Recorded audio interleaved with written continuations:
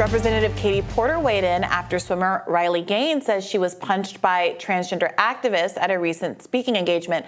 I believe the language actually was that she was struck twice. Let's take a look at what Porter had to say. We talked about people, using things to kind of get likes and get clicks. That's not what she's doing. It's not? I've got no truck for Riley Gaines personally, but all I've seen her do is stand up for women's rights to fairness and equality. Well, she actually competed against Leah Thomas, and it was obviously unfair.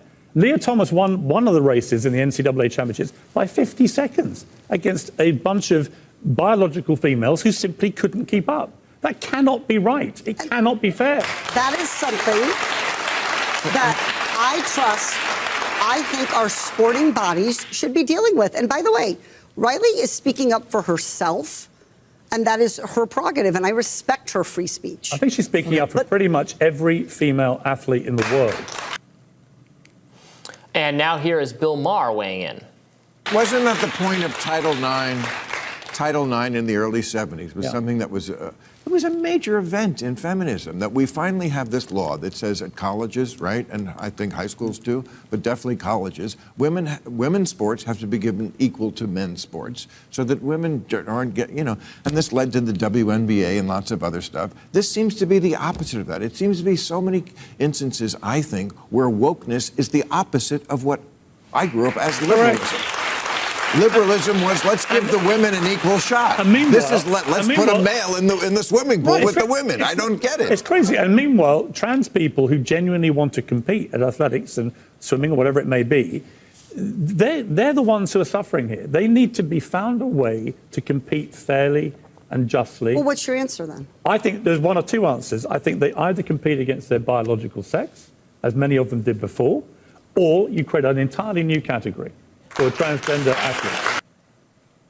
In response to this conversation, Riley Gaines tweeted, "Hey, Rep. Katie Porter, I'm not speaking up for myself. I'm done playing sports. I'm not fighting for me. I'm actually supposed to be in dental school this year, but I've changed my life plans because I see what's at stake if someone doesn't fight for the present and next generation." I thought Piers Morgan made some reasonable comments that the vast majority of people watching and indeed in the country are going to agree with, which is that it's not anything to belittle transgender people, and they should be able to compete, but we need to create different leagues for them, just as there were different leagues between men and women at competitive levels for a reason, because there is a clear difference in athletic ability, not at every level of competition. I coached grade school track for a while, 4th through 8th grade. You can let all the 4th graders and the 5th graders run against each other, that's fine.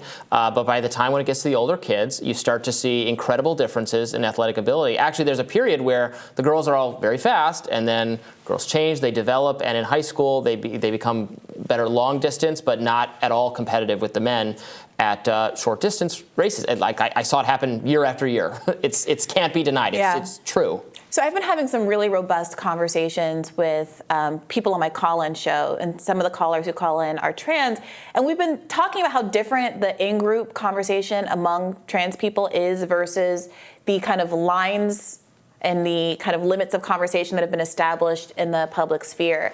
And what I was told, and again, this is a small group of people, I'm sure there's the diversity of opinion among trans people, but that this women's in sports issue has become kind of a albatross around the neck of a larger movement, and that there isn't, that there is a much more willingness to acknowledge the reason why we have sex-segregated sports, not gender, but sex-segregated sports, the kind of biological realities of sexual dimorphism, despite there being, of course, intersex people and people who fall in between. The reason that we have divided sports the way we have done, as Bill Maher pointed out, is to allow women to have the opportunity to compete at a collegiate level and at these higher, more competitive levels of sports.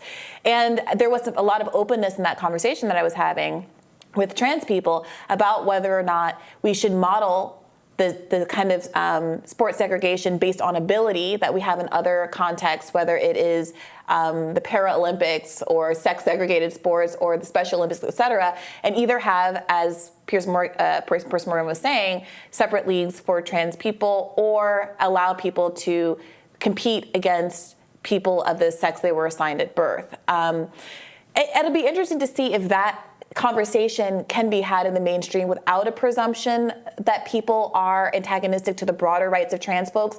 I think it is the case. There's a lot of defensiveness because I do think there are folks who are trying to use this as a wedge issue to also limit the rights of trans people in other contexts. And we've seen hundreds of bills promulgated this year alone that go much farther than sports to try to limit the rights that trans people have under the law. So I understand why there's that defensiveness, but it does sometimes feel like dying on this particular hill is a distraction. Maybe that's too strong a word, but is one, not reflective of what a lot of trans people think, and two, is a opportunity for folks who do want to ramp up antagonism for trans people to do so because they're being made to look very kind of like overly, almost irrational in this one area. Well, and I believe in some sports arrangements, it's a one-way kind of segregation. Like women, like I believe in professional golf, right? Women can compete if there, and every now and then there is one capable of being somewhat competitive, and that's fine. But you don't have, men can't flood the LPGA. Right. Like it's reflective of a basic reality that everyone understands and that is not controversial. Right. So to give some context as to why I think some people might be a little sensitive about Riley Gaines in this particular instance. So the reason why Riley Gaines is in the news is that about a year ago, she competed in a NCAA championship against Leah Thomas. And in that race, Leah Thomas, who's famously a trans swimmer, and in that race, Leah Thomas and Riley Gaines tied for 5th place. So this wasn't a case where the trans swimmer beat everybody out. Leah came in 5th, and so did Riley Gaines. The issue was that they shared the podium for the 5th place spot, and because they'd only printed or created one 5th place trophy, they let Leah hold it and told Riley she was getting hers in the mail. It seems that she was slighted by that. Maybe all of this could have been avoided if they had simply let Riley hold the trophy and sent Leah's in the mail. I can imagine being pretty frustrated by that, given the circumstance. But I can imagine being frustrated by that regardless of who I tied with, whether they were a trans swimmer or a cis woman swimmer. You know what I mean? Okay, I think the additional component here we're talking about. Well, that's what people are asking. Yes. I think that part of it is like, there's now this implication that, well, is she really mad that she tied and didn't get the trophy? Or is this being used as an excuse? She's mad she had to compete against someone who had advantages by nature of their biological sex. And I think that's perfectly fair. I'm just trying to explain the context of why I think some people might be defensive, specifically when they're engaging with Riley Gaines as being the one who's instigating this conversation. And I think elsewhere in the interview, Katie Porter accused Riley of doing this for clicks and attention, which, it's not an argument that I think Katie Porter should be making. But I do think the reason why people are so defensive is they have that perception that Riley Gaines, by her own admission, should be a dental school, but is focusing on this issue. Many conservative outlets have made really platformed her and made her kind of a hero of this thing. And there is a perception, I'm not saying it's accurate, but there is a perception that this is about having a totem for a broader campaign against quote unquote transgenderism, as Matt Walsh says he wants to exterminate them or whatever word he used in transgenderism. Transgenderism, and all of that. Yeah. I mean, she's speaking out about an issue she's very close to and passionate about that, again, most people agree with. Now, she got met with this protesting at San Francisco State University, where she spoke there. According to the Foundation for Individual Rights and Expression, which is a watchdog group that monitors disruptions of speech and so things like that. They said the event was substantially disrupted by the protesters. She was not able to finish her remarks. They shut off the lights. They rushed her. There's some video of scuffling. You don't see in the video footage the part where she says she was struck or whatever it was. Yeah. But, you do see some rough mob-like behavior. And then she says, and you can see the video footage of this, she's in a room and she can't leave because the protesters are outside it and won't let her leave. And then there's like this goes on for 3 hours, a lengthy negotiation with the campus police and an administrator there trying to, what could we do they're talking with the protesters. It's a hostage negotiation. It's pretty ugly in my view. And some of the hostage takers, the protesters are like, well, give each of us $10 and then we'll leave. Like it even got to that level. Yeah, I don't think that you have to defend anything or take a position on anything anything that happened one way or the other in that exchange, to want there to be substantive support for the broad rights of trans people. And this is what's so frustrating about this conversation. There are bills in, I believe it's Montana, there are bills in Tennessee that would go so far as to make drag illegal, that would limit the ability of adults to get gender-affirming care, that would intercede between a doctor and their patient in the medical decisions that they make. And whatever we think of all kinds of medical decisions, whether it's plastic surgeries or big booty BBLs, whatever they call those butt lifts everybody's getting, and all of these things that I might have one way feeling about or another. The question is whether or not issues like this are being used to shoehorn other issues through, and that being the case, whether there is an obligation of the trans community to figure out what to do about the reality of that. Protesters can go protest some of that stuff, and I'll meet you down there, and we can all protest together and leave this. Well, I think they have the poor free woman speech who's right trying to counter-protest. Well, they have if they to want counter-protest, not to disrupt the event, which they Well, that did. is, I mean, that's what protests are. They're disruptive, but not to assault her. Not to. Yeah. Well, no, and not to shout over the person so they can't speak, or else that's the heckler's veto.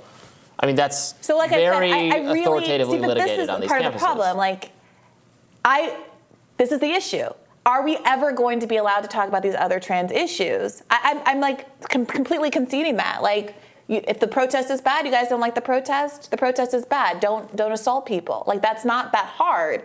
What's hard is what to do about the fact that trans people have been banned, or they're in the process of being banned from getting the basic medical care that everybody else in the country gets to have. And so this is a conversation that the trans community needs to have about what the lines are on this particular issue.